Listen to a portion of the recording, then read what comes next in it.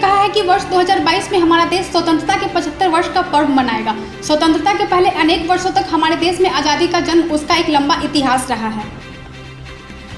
Rail मंत्रालय ने नई दिल्ली रेलवे स्टेशन को इंटरनेशनल कॉमर्शियल हब बनाने का टेंडर जारी किया।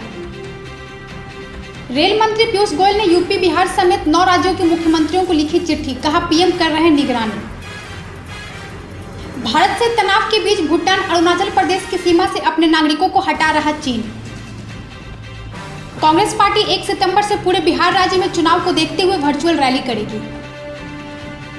यूपी सीएम योगी आदित्यनाथ ने कहा है कि जागरूकता से ही कोरोना के खिलाफ लड़ाई जीती जा सकती है।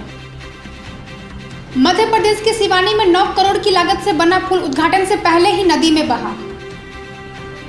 मुख्यमंत्री शिवराज सिंह चौहान ने विदिशा में बाढ़ प्रभावित क्षेत्रों का हवाई सर्वेक्षण किया।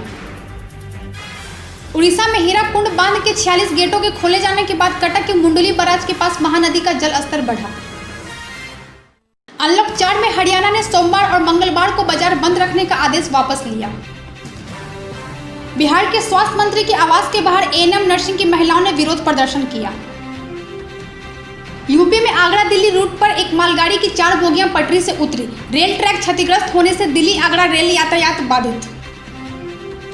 रेव पार्टी कर रहे 7 विदेशी पुरुष और 4 विदेशी मूल की युवतियों को पुलिस ने ग्रेटर नोएडा से किया गिरफ्तार।